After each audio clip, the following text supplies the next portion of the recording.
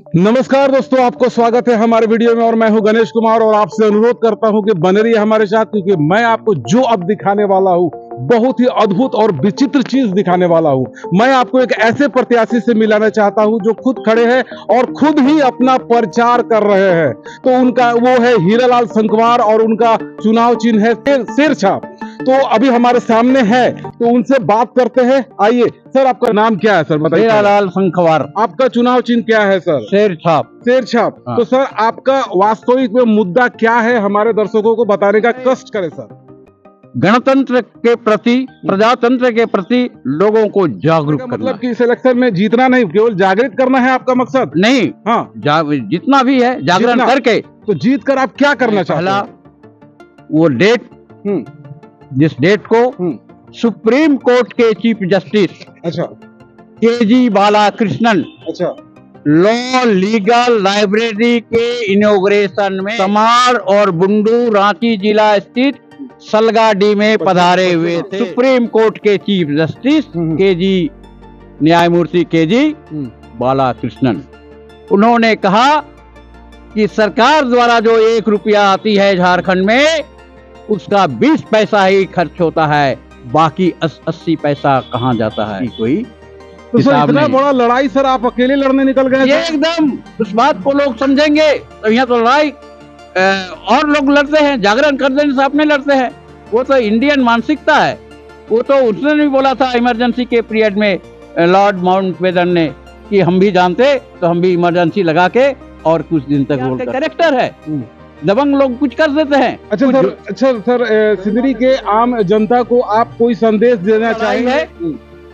मैं दिल्ली तक लड़ूंगा, जो गली और मोहल्ले से आज तक लड़ते आया हूँ उसी नजर से इसको देख लूंगा। ऐसे सिंदरी एक विकसित सिंदरी का हमको सबसे बड़ा समस्या बताइए सर, क्या है फिलहाल आपके नजर में?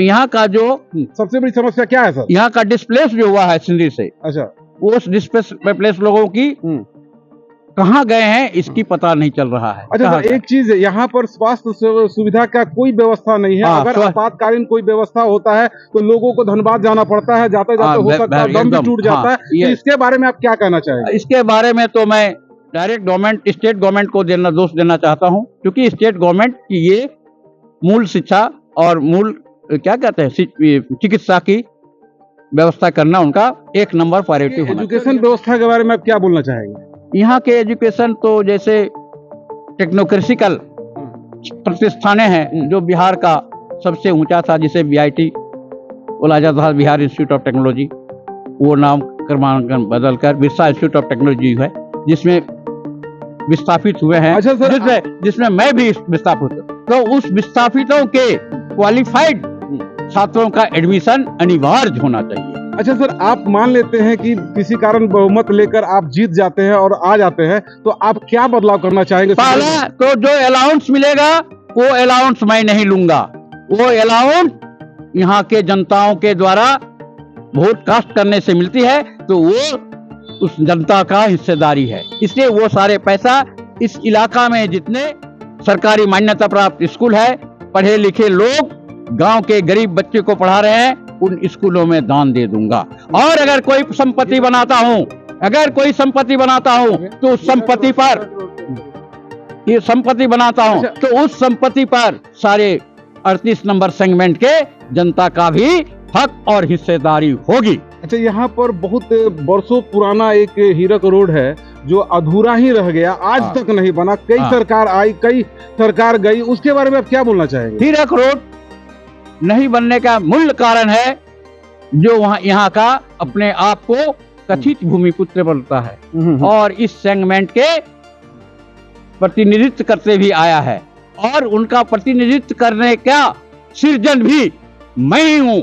मैं ही अपना शादी का बांधा पोनी का 250 रुपया अपने पॉकेट से देकर उसका नॉमिनेशन किया था। समान तत्कालीन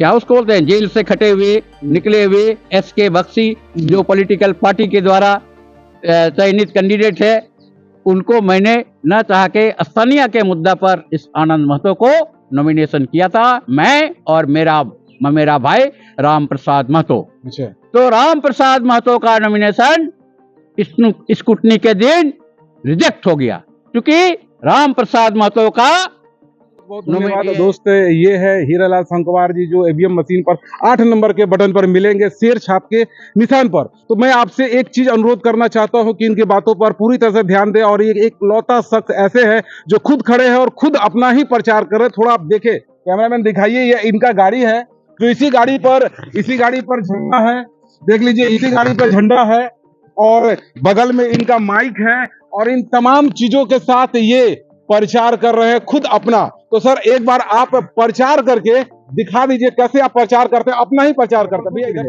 थोड़ा आप कैसे प्रचार करते हैं मेरे आम जनता को थोड़ा दिखाएंगे सर, थोड़ा ध्यान से सुनिएगा दोस्तों। 38 केंद्रीय असेंबली सेगमेंट के वोटर्स, मेल एंड फीमेल, नर नारीगण, आप सबों को मेरा इस बेला का तृतीय पहर का प्रणाम, जोहार और क्या कहते हैं। चलिए कोई बात नहीं ठीक है, बहुत बहुत धन्यवाद। और इनके लिए एक चीज मैं कहूंगा कि इनको मैं सलाम करता हूं और उनके लिए जोरदार ताली बजाता हूं। इनके लिए एक अकेला प्रत्याशी है जो अपने लिए खुद लड़ रहे हैं। धन्यवाद वीडियो देखने के लिए। अगर अच्छा लगे तो जरूर एक लाइक कीजिएगा और दोस्तों को शेयर कीजिएगा। धन्यवाद। ये